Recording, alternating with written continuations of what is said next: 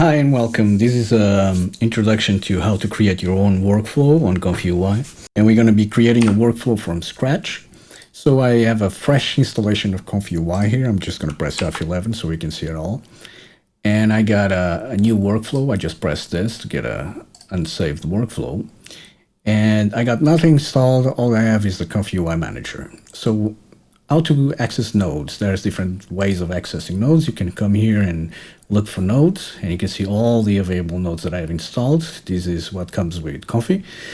You can use the N key to access nodes as well, right? You also have models like checkpoints and stuff. All your LoRa's, your VAEs, everything is in here. Of course, I haven't installed anything, so there's nothing there. So how do you create an image in ComfyUI from scratch? How do you create a workflow that can generate images? Well, you need a checkpoint. So if you double click, and this is my preferred method to do this, I double click on the canvas, on the empty canvas, and I'm going to look for a checkpoint loader. Okay, so if I write checkpoint or load checkpoint and press enter on that first option, or I can also do load checkpoint, use my arrow keys and press enter or click on it, and I can get one. So as you can see here, I got undefined, which means there's nothing there. I don't have any checkpoints. I need to download a checkpoint. Well, you got a lot of places where you can get checkpoints. You got sites like, for example, TensorArt. You got CivitAI. They have checkpoints. They have LoRa's. We'll talk about LoRa's later. But the main one, it's going to be Hugging Face. This is where most developers put all their models in. So what the heck is a checkpoint? And might as well talk about diffusion model. Load diffusion model. All right, so a checkpoint or a diffusion model. A diffusion model is a loader for diffusion models like Flux, for example, or one video. A checkpoint is going to load stuff like SDXL, Pony, Illustras. What am I talking about? Well, a model is something that can generate images. It was trained to generate image or video, and you can use it to do that. And then you have like smaller models that are called LoRa's, and LoRa's will change the behavior of your model. But let's not get too deep into this. Let's just keep things simple. But don't worry about this. I'm teaching you how to do something from scratch, but you probably will never do this. Or if you like to code in the visual coding, then yeah, you will. But most of the time, you're going to get a workflow either from me or from a website or from another tutorial, and you're going to load it. I just want you to understand what things do and how you can create one by yourself. So I need a checkpoint. You know what? Let's try out Illustras. I don't have Illustras at the moment. So if I write down Illustras here,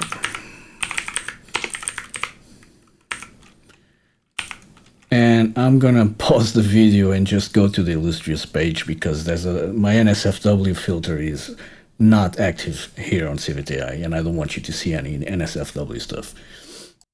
So I landed on this page, and here on CivitAI, you can go to models and see what models are available and what they do, and then just come and download them. So I landed on this realism one, and let's save that. And I want to save it in my ComfyUI, my new ComfyUI installation folder, and because this is a SDXL checkpoint and it says checkpoint, not diffusion model, I'm going to place it into my checkpoints. So I'm going to go to models, going to checkpoints, and I'm going to save this here. And as you can see, it says plus VAE. Most SDXL models have the VAE and the clip all in one. That's why you have this model, clip, and VAE. When we're working with diffusion models, it's different. You're going to have things separate. Okay, great. Now we downloaded it. It's in models, in checkpoints, and now I still can't get it. So what I have to do is I need to press R, and that's gonna refresh all the nodes in the workflow. So now I have, by pressing the checkpoint name here, I have in my list our checkpoint that we downloaded, okay? So what do I do with this? I got a model. How do I use it? Well, if I just pull this out, I get some options here, right? And the option that I want is a case sampler. You can also obviously do this by coming here, going into search and look for a case sampler. It's right there. You have different types of case samplers, okay? Like a lot of different types of case samplers. And this one is fine for SDXL and for many other cases. So we got a case sampler. So now we need a positive, a negative, and a latent image. How do we do that? Well, if I just pull out clip, I can choose a clip text encode, and this is where you're going to put your prompt in. And this will be our positive, let's say, and usually you change the positive to green, like this. And I want another one for my negative prompt. So I can just do the same thing, or if I click on this while holding Alt, I can duplicate it, and now I'll make it red so that we know that it's the negative. And I still need a clip for this one, and this one goes into the negative. All right, so what goes into the latent? Well, a latent image. Every generation needs a latent, so I can pull it out and I can choose empty latent image. So what this does is gives you an empty latent image, and a latent is just an image with noise. So you could input an image here using a decode, and I can do that before we end this video. But for now, we're just going to use an empty latent image, and I'm going to put everything nicely here because I have an OCD. And so in my positive, I place what I want to see, and my negative, I place what I don't want to see. Very simple, very straightforward. Now, why do we have a VAE here? Well, we have a VAE because we need to decode the latent into something that we can actually see. So if I pull this out, you can see that we have a VAE decode. So this is going to decode the latent into an image that we can actually see. So the VAE is going to connect to that VAE. Okay, very simple. And how do I see the image or save the image? Well, if I just want to see the image, I can choose preview image. If I want to save the image, I can choose save image. Now, save image is going to save into, it's going to save right here inside the ComfyUi and output. Okay, this is where the image is going to be saved.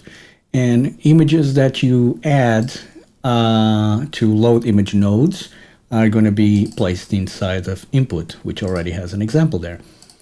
And we'll see that in a second. Now, back to our ComfyUI, we could save the image, or if you don't want a big mess of a bunch of images that you don't really want to save, you can just use preview image, okay? So I don't want to save the image, so what I'll do is I'll either press this button here, and this bypasses the node, which means it's not going to work, or I can use Control B to do that with the node selected. If I hold Control, I can select multiple nodes and press Control B, and these nodes are never going to work. So I'll just bypass the save image, and I just want to see it. Every model has samplers that it works well with, and samplers that don't work, it doesn't work well with. So I can choose a sampler here from this list, and you can see there's a lot of them. Don't be scared.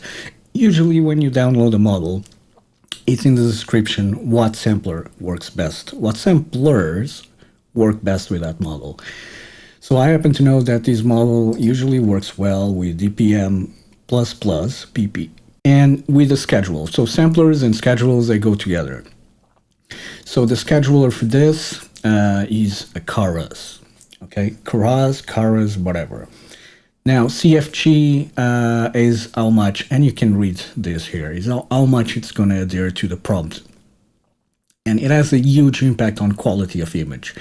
So I think this one works well with 7.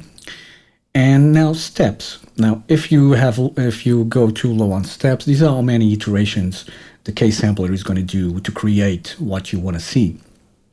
If you have low steps, it's not going to create. If I have like 1 step, it's going to create a mess. It's only going to generate, try to go for once. And I'll show you what's going to happen. And we got denoise, and I'll talk about that when we do image to image before we end this video.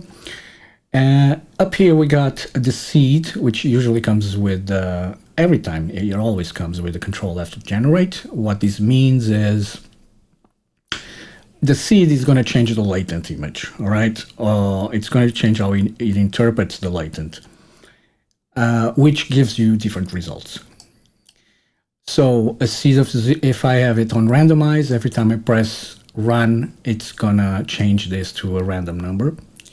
If I have increment, every time I press run, it's gonna increment the seed by 1. You got decrement as well, which is go down a number. And you got fixed, that it's never gonna change the seed, only you can change the seed. All right, so let's do, I don't know, elf girl in a forest. Now, a lot of models, they already tell you, advise you what kind of stuff you can put in the negative prompt, so I would advise you to check that out. I'm not going to put anything right now. I'll just see what the model does with us, and we're going to press run and see what happens.